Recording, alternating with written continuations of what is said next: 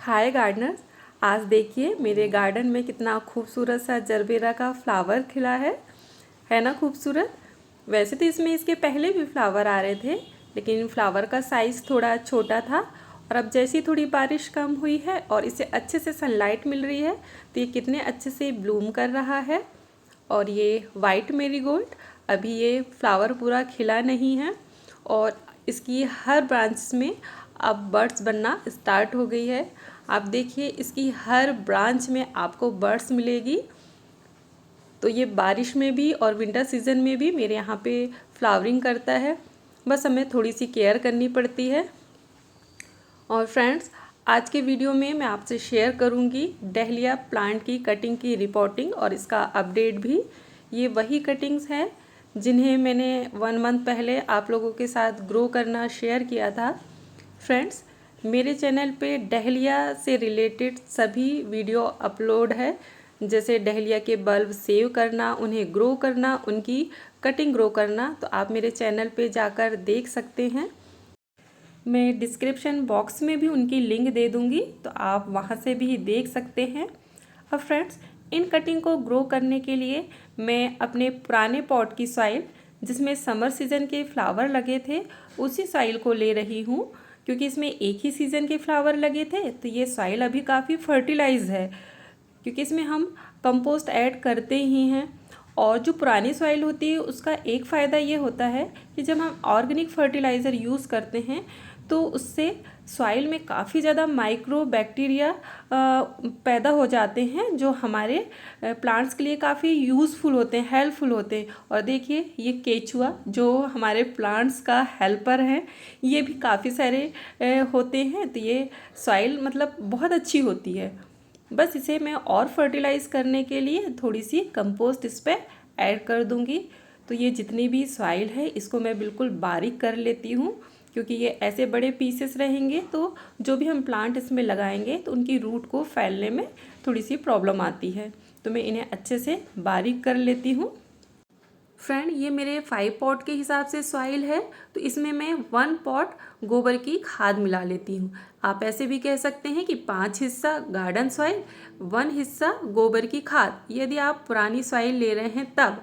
और यदि आप नई सॉइल तैयार कर रहे हैं तो आपको 5 भाग गार्डन सॉइल का लेना है, 3 भाग गोबर की खाद का और 2 भाग रिवर सैंड लेना है। तो यह आपकी बहुत ही अच्छी पोरस और फर्टिलाइज सॉइल बनेगी। मैं इसमें रिवर सैंड नहीं मिला रही हूँ क्योंकि मेरी सॉइल में पहले से मिक्स है।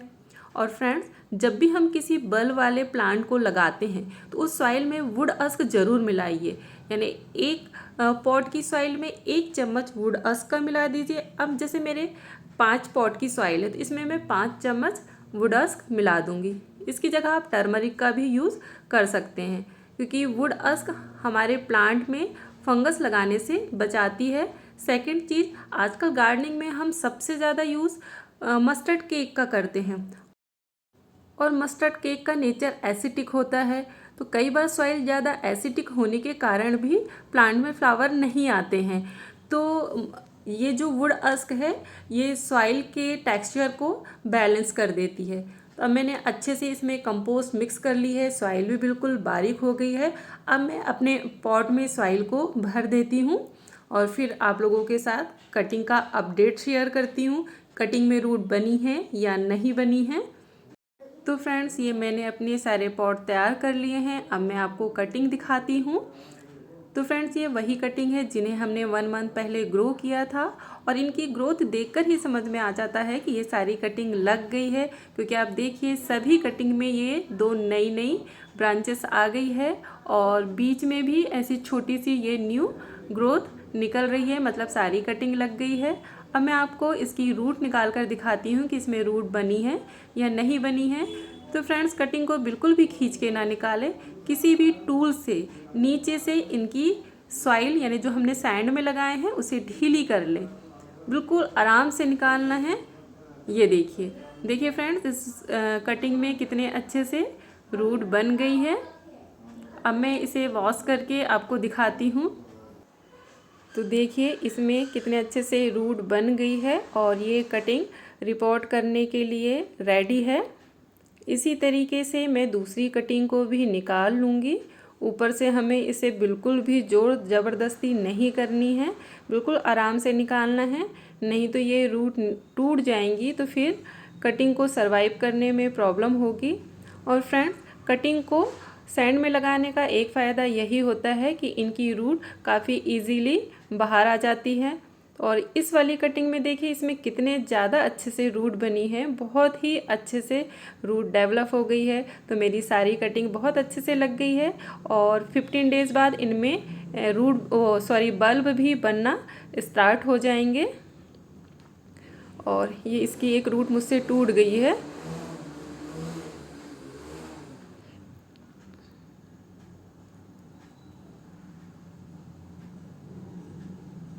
तो ये देखिए फ्रेंड, सभी कटिंग में बहुत ही अच्छे से रूट बन गई है। तो अब मैं इसे ट्रांसप्लांट करूँगी।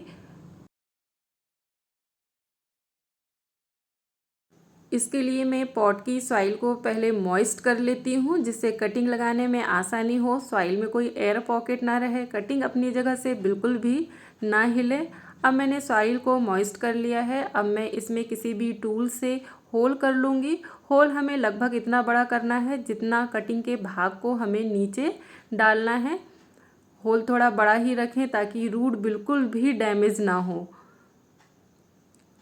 तो मैं आराम से इसकी रूट को नीचे डाल दूंगी और मैं इस कटिंग का केवल एक नोड एरिया ही ऊपर रखूंगी, इसे ज़्यादा ऊंचा नहीं रखना है क्योंकि इनका प्लांट काफ़ी बड़ा होता है, यानी इनके फ्लावर काफ़ी वेटेड होते हैं। तो थोड़ी सी हवा तूफान आते हैं तो फिर इनके स्टेम्स को टूटने का डर रहता है। तो मैं ज़्यादा ऊपर नहीं रख रही हूँ।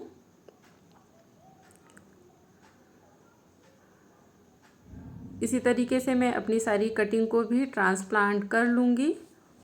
फ्रेंड्स, आपने देखा होगा कि मैंने अपने सभी पॉट में ऊपर तक सॉइल को फिल नहीं किया है। सभी पॉट में 1.5 से 2 इंच की स्पेस छोड़ा है ताकि जब ये प्लांट बड़े हो जाएं, इनमें बड्स बनना स्टार्ट हो जाए तो हमें इस पर कोई भी ड्राई फर्टिलाइज़र ऐड करना है तो उसे डालने के लिए इस पर स्पेस रहे, वाटरिंग के लिए भी अच्छे से स्पेस रहे ताकि सॉइल पॉट से बाहर ना आए।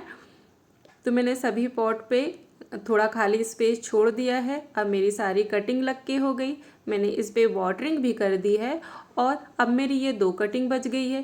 तो अभी मेरे पास पॉट खाली नहीं है, तो मैं देखती हूँ, नहीं तो इन्हें नर्सरी बैग में लगा दूँगी और फिर जैसे जैसे मेरे पास पॉट खाली होते जाएंगे तो मैं इसे उनमें शिफ्ट कर दूँगी। और फ्रेंड्स, इन कटिंग को अभी 1 वीक तक हमें ऐसी जगह पे रखना है जहाँ पर इन पे डायरेक्ट सनलाइट ना पड़े, क्योंकि अभी ये प्लांट शौक में है और यदि हम इसे तेज़ धूप में रख देंगे तो ये मुरझाना शुरू हो जाएंगे और इनके सरवाइव करने के चांस भी फिर कम हो जाएंगे। तो मैं 1 वीक तक इसे सैडी प्लेस पे रखूँगी और फिर 1 वीक बाद इसे फुल सन में रखना है। तो डहलिया की कटिंग हो या फिर बड़े प्लांट हो, उन्हें आप बिल्कुल फुल सन में रखिए। यदि इन्हें अच्छे से धूप नहीं मिलती है तो इनमें वाइट वाइट सा पाउडर जैसे जम जाता है, जिसे पाउडरी मिल्ड्यू कहते हैं, और वो इस प्लांट के लिए बहुत ज़्यादा खतरनाक होता है। यदि इस पे एक बार लग जाए तो उसे कंट्रोल पाना बहुत ज़्यादा मुश्किल होता है और फिर पूरा प्लांट धीरे धीरे ख़राब होना शुरू हो जाता है। इसलिए आप इसे फुल सन में ही रखिए, वाटरिंग कम से कम करिए, सॉइल पहले आप चेक कर लीजिए, ड्राई हो तो ही इस पर वाटरिंग करें।